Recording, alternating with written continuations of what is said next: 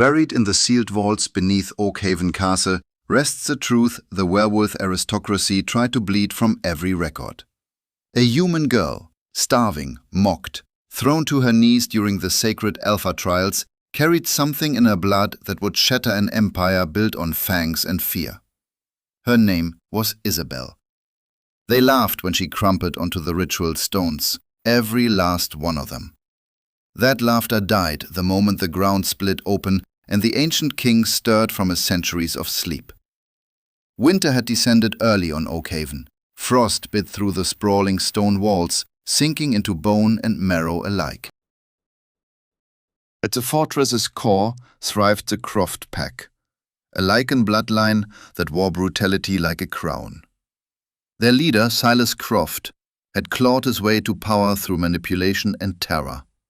He ruled the northern territories with an iron grip, his ambition eclipsed only by his capacity for cruelty. And through the corridors of this predator's den walked Isabel Sterling, human, small, defenseless among apex killers.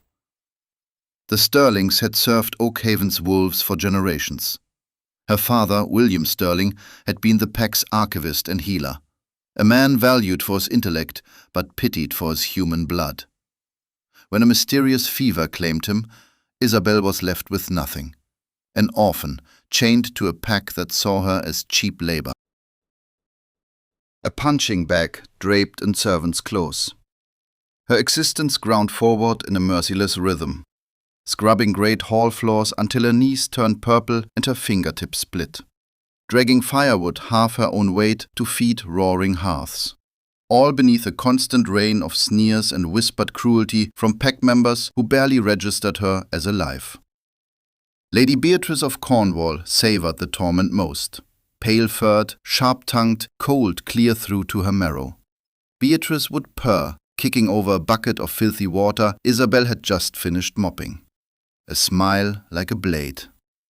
Isabel bit the inside of her cheek, tasted copper, said nothing, started over. She had learned the wolf's game years ago. They fed on reaction. Submission was oxygen to them, fear a delicacy. But beneath that bowed head and those silent, bleeding hands burned something they never bothered to look for. Isabel was a survivor. More than that, she was observant. Dangerously so. She mapped the pack's political fault lines with surgical precision. She catalogued Garrick of the Pine Ridge and his simmering resentment toward the current leadership. She traced the secret alliances coiling through Oakhaven's shadows like smoke. She knew all of it, every whisper, every betrayal in the making, because no one guards their tongue around the help. As the decade neared its end, the air inside Oakhaven transformed.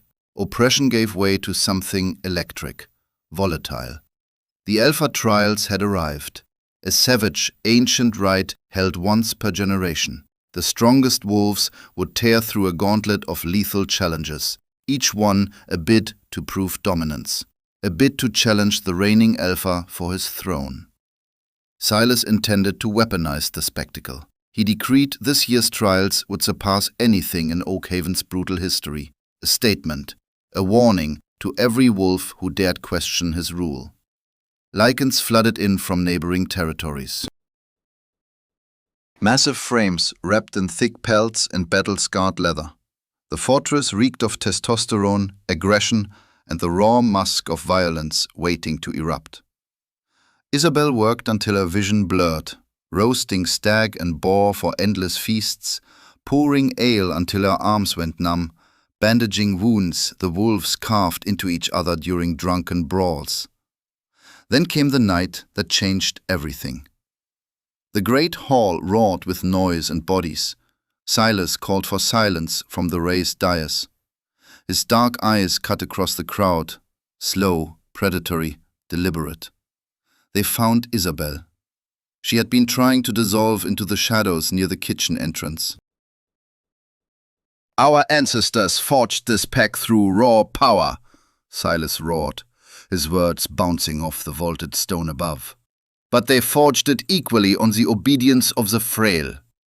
Tomorrow, the trial enters its final stage within the ancient arena. and to remind every soul here of the natural order, our little human pet will have the privilege of serving as Quarry for the opening event." A sharp collective gasp tore through the hall. Then came the laughter, cruel, spreading, hungry. Isabel's heart dropped like a stone into the pit of her stomach. The Quarry. She knew what that word meant. Her father's old texts had described it in terrible detail. The Quarry was bait, a living creature turned loose inside the arena to be chased, tormented, broken apart before the true fighting even started. It was execution dressed up as entertainment. "This is madness, Silas," murmured Aldous, an elder wolf who stepped forward on unsteady legs. "She is the last Sterling. Her family served this territory faithfully for 100 years. She is human, Aldous," Silas snarled back, gold flaring dangerously behind his irises. "And she will fulfill her purpose. Let her body in that arena stand as proof of what becomes of those born fragile in a world carved for the strong." Isabel couldn't move. The howling laughter of 100 wolves filled her skull like a living thing. Her fingers found the small silver pendant tucked beneath the rough fabric of her tunic. Ancient. Strange. The last gift her father had pressed into her palm as death pulled him under.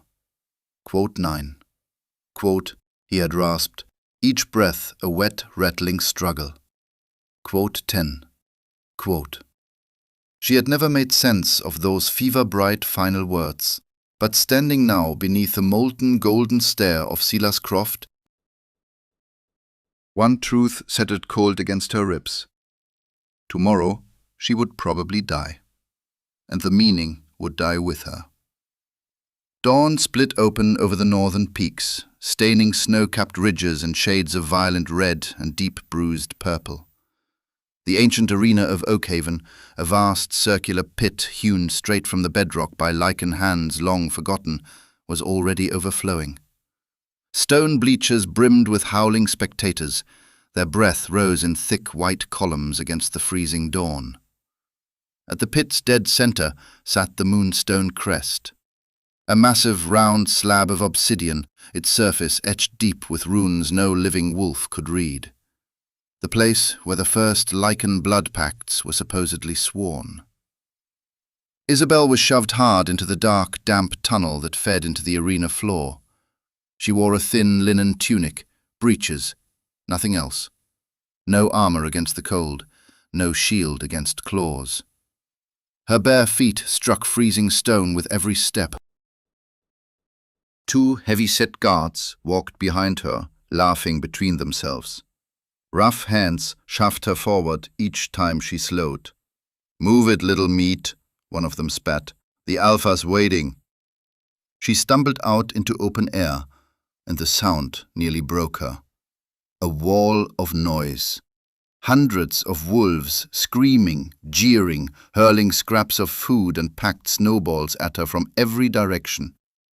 High above, on an ornate wooden throne draped in bearskins, Silas gazed down with pure, gleaming satisfaction. Lady Beatrice perched beside him, a goblet of hot wine in her hand. She studied Isabel the way a person studies vermin squirming in a cage. Silas rose, one hand lifted. Silence crashed down instantly. Total, absolute. The obedience of the entire pack, immediate and unquestioning, was its own kind of horror. "The final day of the Alpha trial begins now," Silas's voice thundered, thrown wide and deep by the arena's ancient acoustics. "Before our mightiest warriors clash for glory, we honor the old tradition. The hunt. The prey." One long, leather-gloved finger stabbed the air, pointing straight at Isabel. "The rules are plain. On the obsidian crest sits the chalice of winter. If the human reaches that chalice and delivers it to my feet before our champions take her down, she keeps her wretched life. If she fails, she belongs to the victors." Isabel's gaze dragged towards the center of the pit. There, on the polished black surface of the moonstone crest, gleamed a heavy silver goblet. 50 yards, maybe less. A short distance, an impossible distance.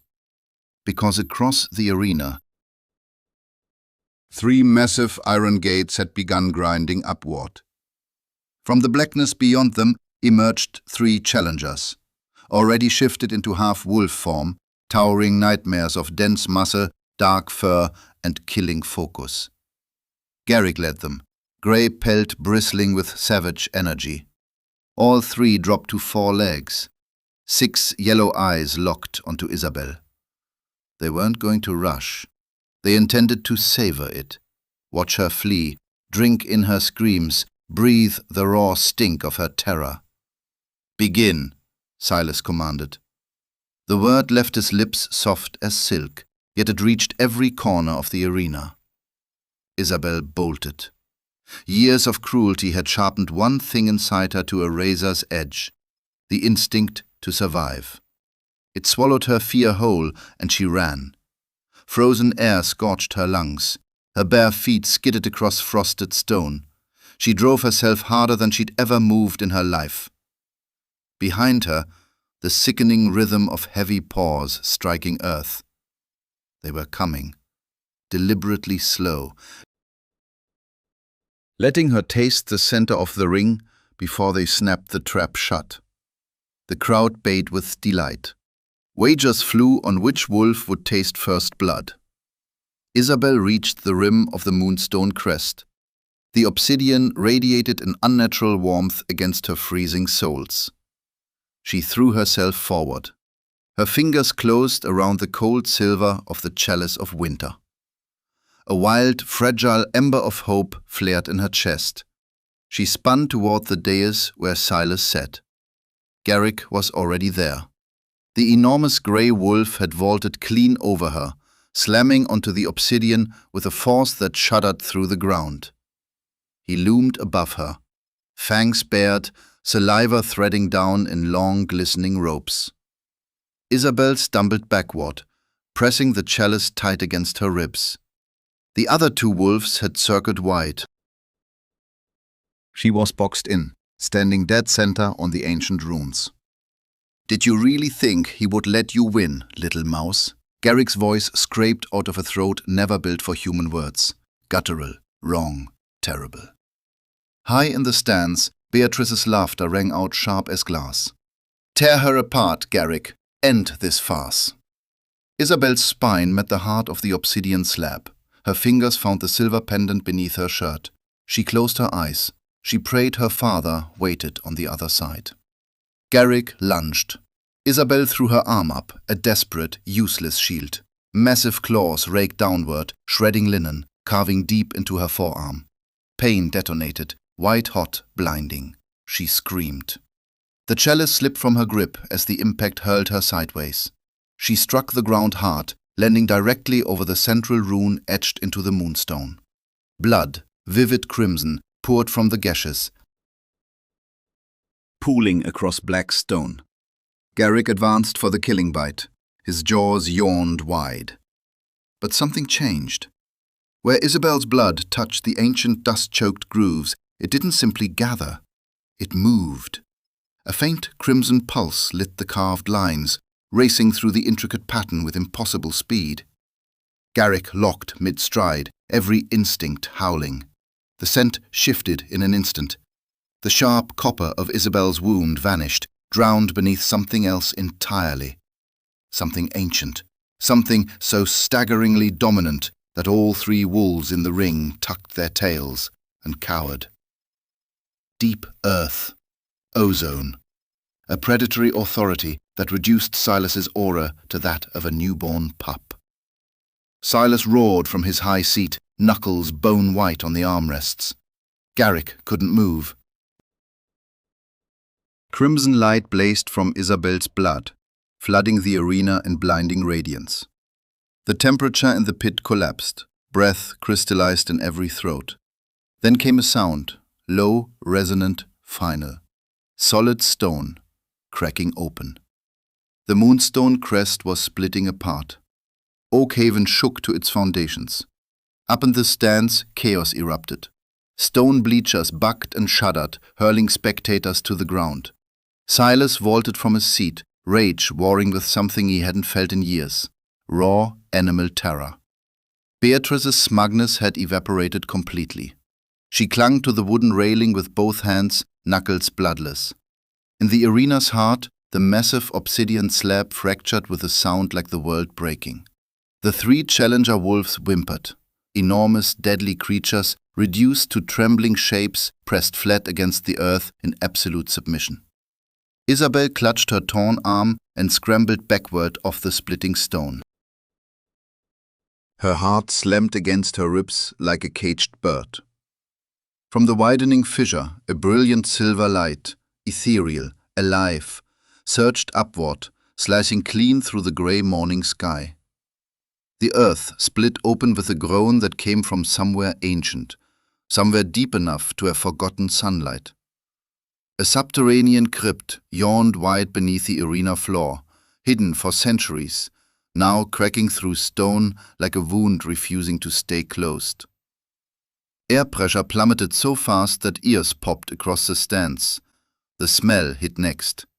Petrichor and raw, unfiltered dominance, rolling over the crowd in a wave that made knees buckle. From the shuttered ground a figure rose, not climbing, not clawing his way free, ascending, as though the darkness itself carried him upward on open palms. His boots met the ruined surface of the arena. Silence crashed down harder than any blow. Thousands of Lycans stood frozen. The wind died. Even the torches seemed to stop flickering. He was a man, though that word shrank in his presence, too small to hold what he was. Devastatingly tall. Shoulders broad enough to blot out the sky behind him, draped in shredded dark velvet and tarnished silver plate. His hair fell black as a crow's feather, wild and unkempt, framing a face built from angles that offered no mercy. But his eyes seized Isabel's breath and refused to return it. Luminescent silver, burning with a fury that had festered in total darkness for centuries, growing sharper with every silent year. This was Alistair Draven, a name scraped from every tapestry, a ghost story whispered to frighten disobedient pups into obedience. The true king of the northern reaches, the first alpha, whose bloodline the treacherous ancestors of the Croft family claimed to have extinguished forever. They had lied. He had not been killed. He had been sealed beneath the earth by dark magic, cursed into living death, a slumber that would hold until the blood of his sworn human wardens, the Sterlings, set him free. Alistair drew a slow, deep breath. His massive chest expanded as centuries of stale air left his lungs and the modern world flooded in. Those silver eyes swept across the wolves already dropping to their knees before him. They did not linger on any of them. His gaze locked onto Isabel. Instant, absolute. He smelled her. The iron bite of her open wound, the terror hammering through her veins. And beneath all of it, older than fear, older than blood, the unmistakable scent of the pact. She was a Sterling, descendant of the family sworn to guard his secrets. And she was bleeding. A growl rolled out from deep inside Alistair's chest. Low, tectonic, endless. The sound carried something worse than volume. It carried authority so crushing that several wolves in the stands involuntarily snapped back into human form, their beasts unable to hold shape under the weight of a true king's aura. "Who has done this?" His voice ground like stone dragging over stone, dark, resonant, reaching every corner of the arena without effort. No one answered. Not a single tongue dared move. Garrick, the wolf who had slashed Isabel open, lay pressed flat against the rubble, whining like a beaten dog. Alistair's eyes found him. No wasted movement. The ancient king closed the distance in strides that looked almost leisurely. He did not shift. He had no need. One hand reached down, seized the massive grey Lycan by the scruff, and hurled him. Garrick's body sailed across the arena and struck the far stone wall with a crack that echoed wet and final. He slid to the ground. He did not move again. That shattered the trance. Chaos erupted through the stands like wildfire. "Guards!" Silas's voice split the air, pitching high, cracking at its edges. His finger jabbed towards a figure in the pit. __quote_23__. A dozen armored guards, Silas's own, loyal to no one else, vaulted from the ledges. They shifted mid-air, hitting the arena floor as massive wolves. Fur, fangs, and killing intent surged toward Alistair from every direction. He did not flinch, did not turn. He simply walked, calmly, deliberately, toward Isabel. The first guard launched at his exposed back. Alistair flicked his wrist. A shockwave of pure force detonated outward from his body. All 12 wolves left the ground simultaneously, hurled backward like leaves caught in a hurricane. They struck the earth hard. None of them rose. He knelt before her. Up close he was terrifying and beautiful in equal measure, a relic carved from some older, more savage age. His gaze dropped to her bleeding arm. His jaw tightened. Hands that could have crushed boulders to powder cradled her wounded limb with impossible gentleness. His touch was warm, startlingly so. "You bear the mark of the sterling line," Alistair murmured. Those silver eyes lifted to meet her wide, terrified gaze. "And your blood falls upon my seal. Tell me, little bird, for what crime were you thrown to these mutts?" "For their amusement," Isabel stammered. Her body shook, from cold, from blood loss, from the crushing nearness of this ancient being. I am nobody." "You are a sterling." Alistair's correction came firm, surprisingly gentle. __quote_29__. He rose to his full height, that massive frame becoming a wall between Isabel and every prying gaze in the arena. His head tilted back. His stare found the high seat where Silas sat, barking frantic orders at a pack too terrified to move. Alistair's voice shed its quiet patience. The words struck like thunder, rattling the bones of Oakhaven itself. "You wear the title of Alpha, yet you let mutts gorge themselves on the innocent. You are a usurper, born from treacherous blood." "I am the Alpha of Oakhaven," Silas shrieked, his face swollen purple with fury. "I am Silas Croft, and you are a dead myth." Alistair smiled. Slow, predatory. A curving of lips that froze the marrow of every creature watching. "Then come down here, Silas Croft." He spread his arms wide. "Step into the pit. Defend your stolen title, or I will climb up there and tear it from your throat." Every eye in the pack swung toward Silas. The ancient law was absolute. A direct challenge demanded answer. Refusal meant forfeiture. The right to rule gone. Silas swallowed hard, staring down at the nightmare that had just risen from the earth. The arrogant, self-crowned king understood now, with sickening clarity, that he was utterly outmatched. And beside Alistair, the human girl they had mocked as a weak, useless pet now stood under the protection of the most dangerous creature to ever walk the silence, crushed the arena.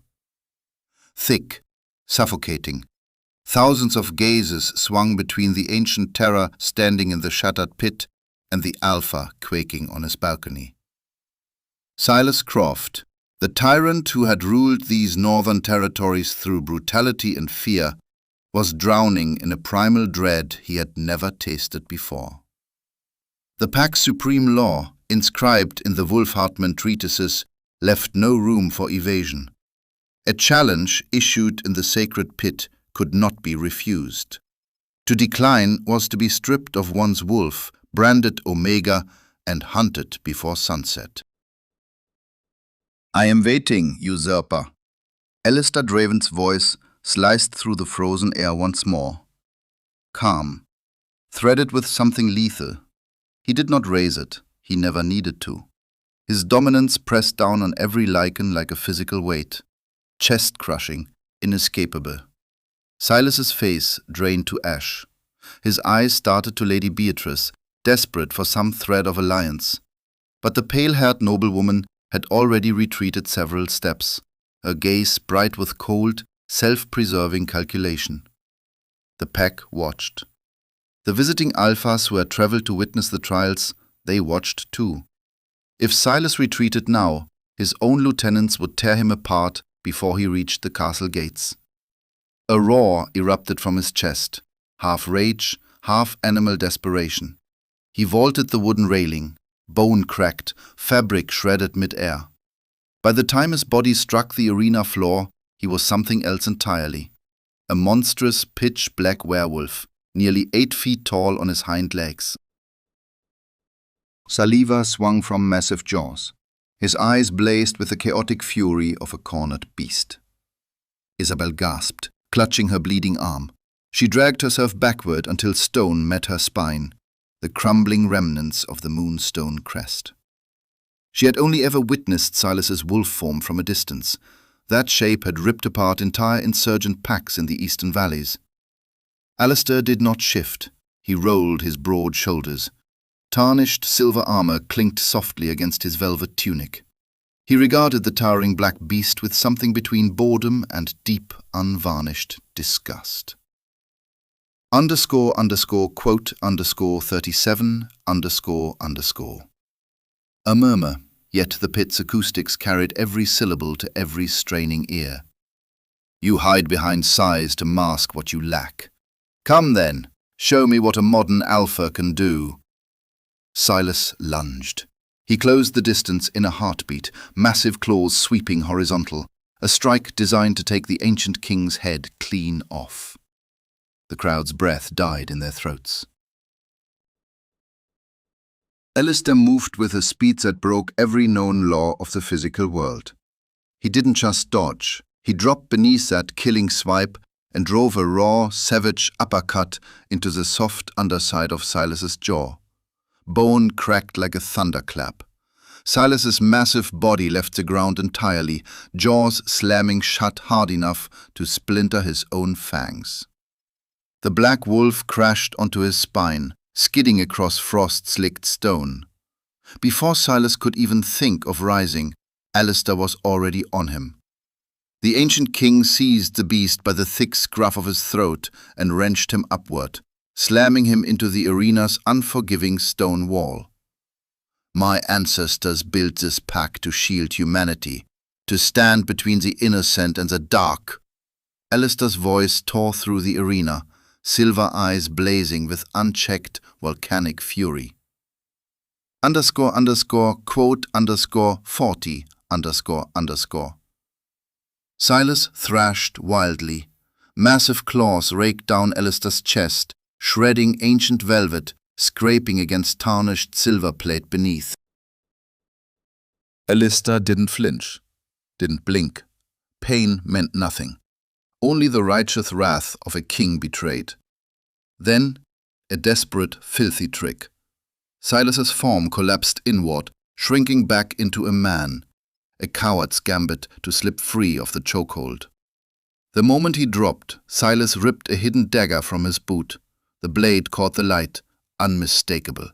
Refined liquid silver. Wolfsbane poison. He drove it upward, straight at Alistair's heart. Isabel's scream shattered the air. "Alistair, no!" The blade punched through flesh, sinking deep into muscle just beneath his collarbone. A collective gasp tore from the crowd. Silver and wolfsbane, instant death for any Lycan. Silas barked out a rough, triumphant laugh, blood streaming from his ruined jaw. "Myth or not, you bleed like the rest of us," he spat, chest heaving. Alistair looked down at the silver dagger buried in his chest. Slowly, terribly, a dark smile carved across his face. His hand rose, fingers wrapped around the hilt. Without a flicker of pain, he ripped the blade free. The wound hissed for one brief second. Then the flesh began weaving itself shut at impossible speed. "I am not like the rest of you, Silas." The whisper was darker than the grave. "I am the soil of Oakhaven. I am the mountain. Silver cannot kill the earth." Silas's eyes blew wide with pure, bottomless horror. He stumbled back, dropped to his knees as the full weight of his doom crushed down upon him. Alistair didn't prolong it. One step forward, his hand snapped out and locked around the usurper's skull. A sharp, merciless twist. A crack that echoed through the silent arena like a death knell. Silas Croft's lifeless body crumpled onto frozen ground. His reign of terror extinguished in seconds. The silence that followed was absolute. No cheers, no howls. Thousands of Lycans simply stared in stunned, terrified awe at the man standing over their invincible alpha's corpse. Alistair turned slowly. His silver gaze swept the bleachers, locking onto Lycan lords, warriors, trembling nobility. His voice rang like iron struck against stone. Nobody moved. Then, slowly, an old Lycan near the front row rose. Aldous, the wolf who had tried to shield Isabel before. He descended into the pit, stepping past blood and rubble without hesitation. 10 paces from Alistair, he stopped, dropped to his knees, bared his throat to the cold air. The ultimate surrender. __quote _47 __. The words left him rough and raw. Like dominoes toppling, the arena followed. Thousands of Lycans fell to their knees, throats exposed to the bitter wind. A wave of submission rippled through that ancient stone amphitheatre. The reign of the Crofts finished. The era of the Lycan King begun. The transfer of power was swift, absolute. Within the hour, banners bearing the Croft insignia were ripped from Oakhaven's battlements and hurled into courtyard fires. Alistair Draven didn't enter the Great Hall like a conqueror. He strode in like an owner returning to a badly mismanaged estate. His presence commanded an immediate, bone-deep shift in the pack's hierarchy. Those preening lords and vicious ladies who had strutted through the halls just hours before now crept with lowered heads. Terrified of catching the ancient king's attention, Isabel sat at the center of the Alpha's private study, a vast circular chamber. Leather-bound volumes lined every wall. Tapestries hung between them, depicting Lycan victories the world had long forgotten. She still trembled beneath a heavy fur cloak someone had draped across her shoulders in haste. The wound on her arm pulsed without mercy, a vicious, throbbing reminder of what the morning had cost her. The thick oak door groaned open. Alistair stepped through. The atmosphere shifted instantly, heavier, crackling, alive with static. He had shed the destroyed armor and shredded velvet. In their place, a plain dark linen shirt and riding leathers pulled from Silas's lavish wardrobe. Without the filth and shadow of the crypt clinging to him, his features struck even harder. Harsh, regal, brutally handsome. Lady Beatrice trailed in behind him. She carried a silver basin filled with warm water and clean bandages, a desperate, nauseating attempt to reinvent herself. Her pale hair was immaculately arranged. Her dress loosened at the collar with obvious intent. She had understood immediately. Survival meant pledging herself to the new power. Beatrice cooed, her voice slick with manufactured warmth as she placed the basin on a table beside Isabel. underscore underscore quote underscore 49 underscore underscore. Alistair froze mid-step. He turned toward Beatrice. Those silver eyes narrowed to razor slits. The lie poured off her skin, thick, cloying, rank as rotting perfume. He could smell every syllable of it. Underscore underscore quote underscore 50 underscore underscore. His voice rolled low through the floorboards like distant thunder. Beatrice blinked. That practiced seductive smile cracked at the edges. Alistair cut her off. He took one slow, deliberate step toward the noblewoman. His voice dropped. Every trace of color abandoned Beatrice's face. My superior? Yes, Alistair confirmed, cold as stone. And I carry the memories of the earth itself, Lady Beatrice. Every drop of blood spilled on these castle stones lives inside me. I know it was you who kicked the water bucket across her hands. I know it was you who laughed when she was thrown into the pit. Beatrice stumbled backward. Her spine struck the heavy wooden door. My king, I only followed Silas's orders. We all did. You enjoyed it. Alistair's correction left no crack for argument. Underscore underscore, quote, underscore 60 underscore underscore. A strangled sob clawed out of Beatrice's throat. She scrambled through the door and slammed it behind her. Silence settled again. Softer now. The only sound, the low crackle and pop of the hearth fire. Alistair released a long breath. The hardness drained from his frame as his gaze found Isabel. He moved toward her slowly, each step measured, unhurried, the way one approaches a frightened deer. He lowered himself to his knees before her, just as he had in the arena, eye to eye. Carefully, he lifted her wounded arm and studied the deep, jagged claw marks Garrick had torn into her flesh. It burns, Isabel whispered. Her voice shook. These were the first words she had spoken directly to him since the pit.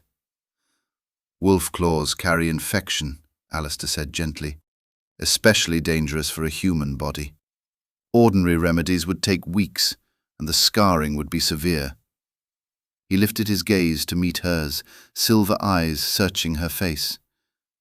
I can heal it, Isabel, but you have to trust me. She stared at this ancient, terrifying man. Minutes ago, he had dismantled an entire regime without hesitation. Yet, kneeling here, looking up at her, there was no cruelty in those eyes, only a deep, fierce protectiveness that sent her heart racing for an entirely different reason. She nodded, small, uncertain. Alistair raised her bleeding arm to his lips. He did not bite. Instead, his tongue traced gently across the deep lacerations. Isabel gasped. A bolt of heat surged up her arm, then instantly a cool, soothing wave chased it. Lycan saliva carried healing properties, but an Alpha's touch was something else entirely. Isabel watched, breathless, as shredded flesh wove itself whole beneath his mouth. When he finished, only smooth, perfect skin remained. He set her arm down gently, but he did not let go of her hand. His thumb drew slow circles across her knuckles. Underscore underscore quote underscore 65 underscore underscore. Alistair's voice came low, his gaze fixed on their intertwined fingers. He buried the truth to keep you alive. If Silas had discovered what you really were, he would have slaughtered you long before the trials ever began. What am I? The question left Isabel's lips as barely a whisper. Underscore underscore quote underscore 68 underscore underscore. A dry, hollow laugh escaped Alistair's throat. History belongs to whoever survives to write it. Little bird. The Crofts burned the truth out of every page they touched. Wardens were never librarians. The Blackwood preserved what actually happened. The original pact was sealed in blood between my grandfather and the first Sterling. His gaze lifted. Those silver eyes locked onto hers, blazing with something ancient and unextinguishable. The magic that dragged me into sleep, the magic that held me breathing for centuries, it was anchored to the Sterling bloodline. My life force is bound to yours. The instant your blood struck my seal, it did not merely shatter the spell, it completed a bond that had lain dormant for 500 years. Isabel's breath seized in her chest. Alistair said. His voice dropped, deeper, richer, reverberating through her bones. __quote _73 ___. Those two words settled over the room like a sentence passed by fate itself. Isabel, the orphaned human girl who had scrubbed stone floors on bleeding knees and survived on table scraps, now stared into the eyes of the true king. And she understood. The arena had not been her ending. It had been her prologue. A prologue to war. Because a human queen on a Lycan throne would shake every territory in the known world to its foundation. And the neighboring alphas would never allow the Draven bloodline to rise unchallenged. Winter storms howled beyond Oakhaven's walls, but the deadliest tempest gathered inside the castle's great hall. Word of the resurrected ancient king tore through the northern valleys like wildfire. It reached the ears of neighboring Lycan lords before the sun had even finished setting on Silas's ruin. They did not come bearing tribute. They came bearing teeth. Within 3 days, banners from 4 rival territories jutted from the snow-choked courtyard. The Council of Fangs. A coalition of alphas demanding an audience with the so-called myth who had seized Oakhaven. At their head stood Lord Cedric of the Ashen Crag. A mountain of a man with flame-red hair and a reputation for peeling the skin from his enemies while they still drew breath. Cedric had hungered after Oakhaven's rich hunting grounds for years. The sudden upheaval was his golden opportunity. He stormed into the great hall with 24 armed enforcers at his back, their boots striking the ancient stone in a grim, unified rhythm. The scene waiting at the far end stopped them cold. Alistair Draven occupied the high seat, not sprawled like Silas had been, not slouching with arrogant entitlement. He sat perfectly upright, radiating the horrifying stillness of a predator deciding whether to strike. Dark ancestral leathers covered his frame, no gaudy jewels, no ornamentation, none needed. His authority was absolute, without a single decoration to announce it. And beside him, on a seat of equal height, sat Isabel. She was no longer the bruised, soot-covered servant girl on her hands and knees. The castle seamstresses, paralyzed by the thought of Alistair's fury, had labored without rest to dress her as the warden of Oakhaven deserved. A striking gown of deep midnight blue draped her frame, its edges threaded with silver that mirrored the ancient king's eyes. Silver clasps gleamed through her dark braided hair. Her chin was lifted, her spine was iron.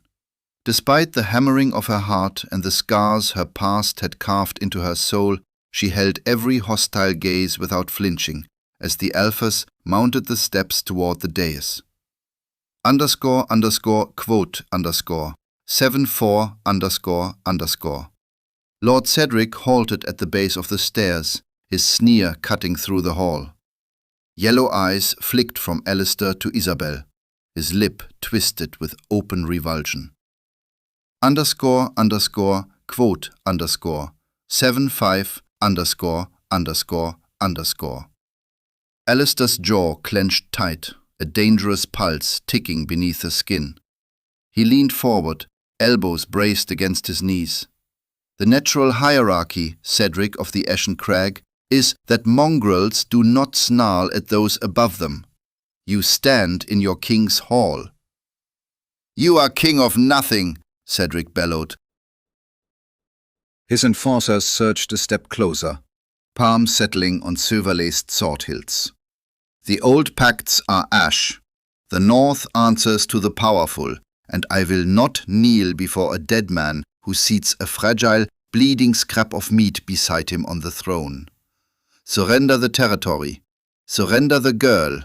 Perhaps we'll let you slink back into whatever pit spawned you. A sharp, collective gasp tore through the Oakhaven wolves pressed along the walls. Aldous, the elder who had pledged himself to Alistair in the arena, lurched forward, menace radiating from every sinew. But Alistair raised one hand. Aldous froze mid-stride. Then Alistair rose, slowly. His enormous frame threw a shadow so long it swallowed the visiting alphas whole. Air pressure plummeted like a stone dropped into black water. Several of Cedric's guards buckled, hands clutching at their chests. The silver rings blazing inside Alistair's eyes burned white-hot. "You dare call the old pacts dust?" His voice rolled low, seismic. It hummed through the castle's bedrock, vibrating the mortar between ancient stones.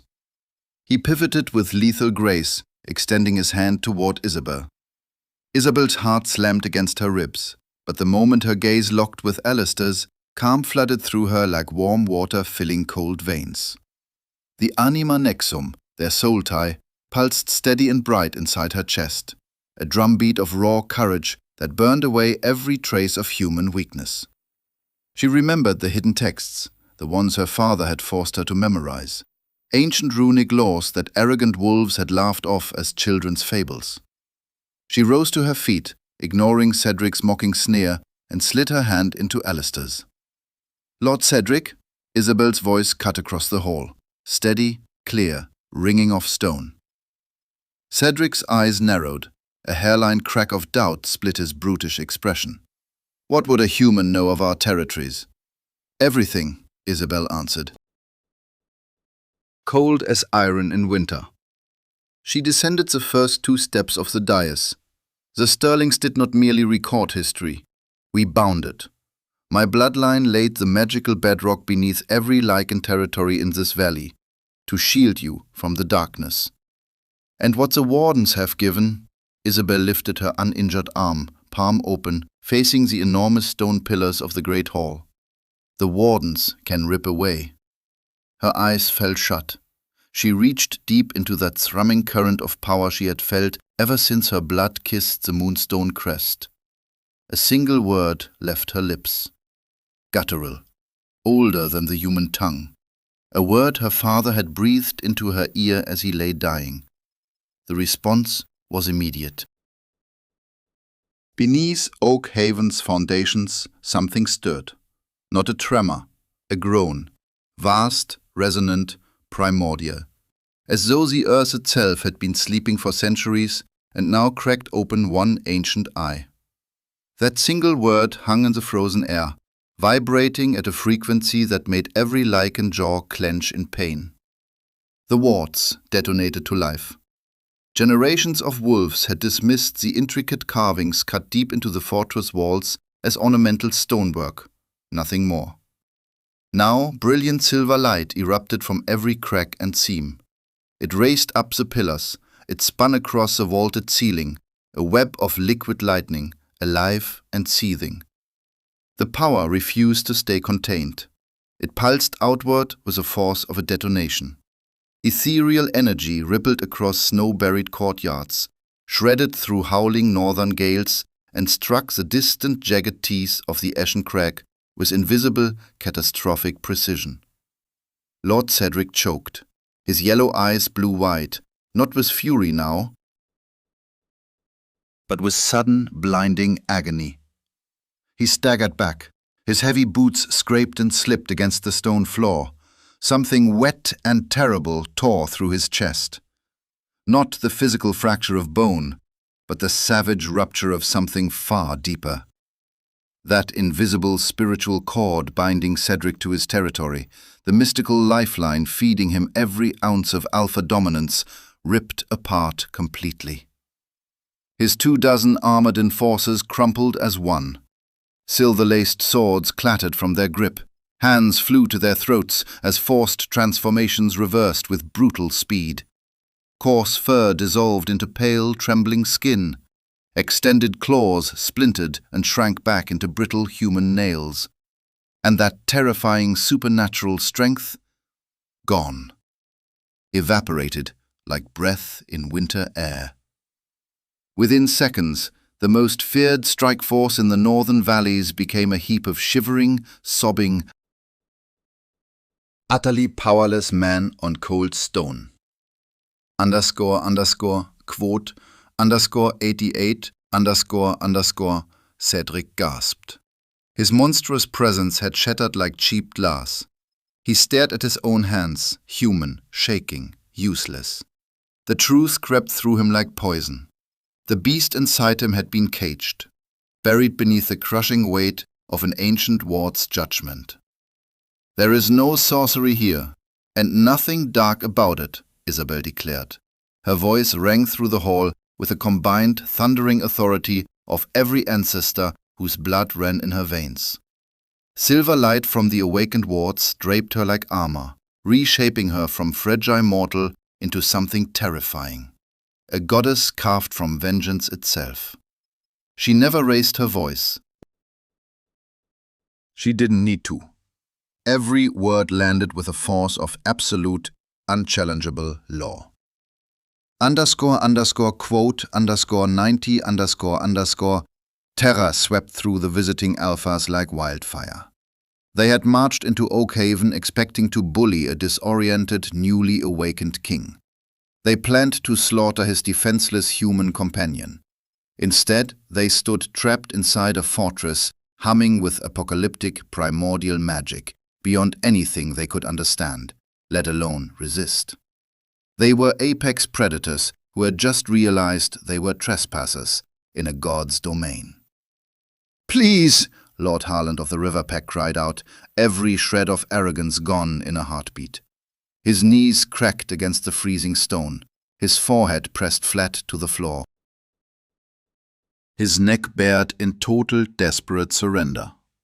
"We did not know the Warden's true power. The Crofts deceived us, all of us. We beg mercy, true king. We beg your grace, Warden. Spare our lands." One by one, like falling stones, the remaining alphas and their guards crumbled to the floor beside Harland. Complete subjugation. The great hall echoed with the whimpering of grown, fearsome men pleading for their lives. Only Cedric still stood. His chest heaved, his body shook with a poisonous cocktail of ruin, fury, and cornered animal terror. His gaze found Alistair, who was watching Isabel, not with shock, not with confusion, with profound, unmistakable pride, and a burning, undisguised devotion that lit his ancient eyes like embers. Something inside Cedric fractured beyond repair. Stripped of his wolf, his territory, his dignity, he became exactly what he'd always been beneath the power, a rabid creature with nothing left. A blood-curdling scream ripped from his throat, shredding his vocal cords. His hand found a hidden silver dagger at his belt, poisoned, lethal. He hurled himself toward the dais, desperate to bury that blade in Isabel's heart, to drag the Warden into death alongside him. He never completed the first step. Alistair moved, not as the beast. He didn't need the wolf for a broken man. He simply placed himself between Cedric and Isabel, a towering wall of muscle and ancient wrath. One massive hand shot forward, fingers locked around Cedric's thick throat, lifted him clean off the ground without the slightest strain. Cedric gagged, his legs kicked uselessly at empty air. The silver dagger slipped from his fingers and clattered down the stone steps. "You were given the chance to kneel, usurper," Alistair murmured. His voice carried the cold finality of a sealed tomb. "But a rabid dog does not learn, and you dared bare your fangs at my queen." A sickening crunch echoed through the hall, wet, final, absolute. It silenced every whimper. Alistair's grip crushed Cedric's windpipe like dry kindling. He tossed the lifeless body down the grand staircase. It landed heavy and broken, a crumpled, bloodied heap at the feet of the trembling lords. Alistair turned back to Isabel. That lethal, world-ending fury in his silver eyes dissolved, replaced by something so tender it stole the breath from every witness. Alistair climbed the last step, and he knelt, right there before the trembling, assembled packs of the northern valleys. He lifted her small, scarred hand into his massive palm and pressed his forehead against her knuckles. Absolute devotion, eternal surrender. "My queen," Alistair murmured. His deep voice rolled through the silent hall like distant thunder. "The North is yours to command." The great hall shattered into sound, not the savage, bloodthirsty roar of the Croft years. This was something older, a unified, bone-deep, soul-shaking howl of spiritual allegiance. The Lycans of Oakhaven dropped to their knees first. The subjugated rival packs followed moments later, pledging their lives to the ancient king and his human mate. In the sprawling, sun-drenched months that came after, the grim fortress of Oakhaven transformed beyond recognition. The cruelty of Silas Croft faded into a dark and distant nightmare. Justice replaced tyranny. Balance replaced chaos. Prosperity flourished where starvation had once festered. Isabel, the girl who had scrubbed stone floors on bleeding knees while they spat insults at her back, now walked those same corridors with absolute, unquestioned authority. She broke open the forbidden archives. She spent her days teaching the packs their true history, restoring the sacred forgotten equilibrium between Lycan and human. Lady Beatrice and the remaining Croft sycophants were stripped of every stolen jewel, every yard of fine silk, banished to the freezing, merciless wastelands without a single coin, forced to survive without the protection of the pack they had so thoroughly poisoned. Rumors drifted back eventually. They didn't last the first winter. As for Alistair and Isabel, their bond deepened with every passing sunrise. The Anima Nexum bound their souls together in brilliant, unbreakable magic. The true king's ferocious, world-ending strength, forever guided and tempered by the queen's merciful, luminous heart.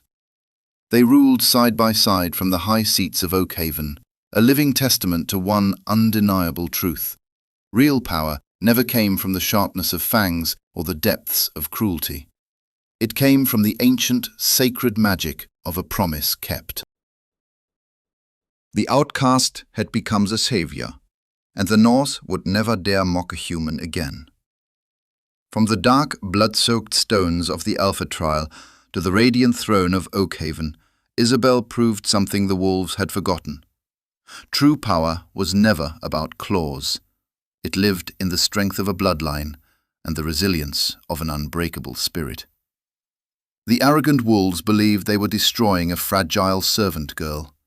Instead, they shattered the cage around their own ancient king and crowned their true savior. The reign of Alistair and Isabel reshaped the Northern Territories forever, a reminder, carved into history itself, that the greatest secrets are often hidden in plain sight.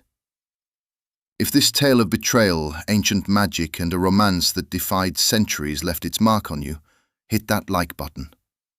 Share this story with your fellow fantasy lovers, subscribe, and ring the bell so you never miss another legendary myth brought to life.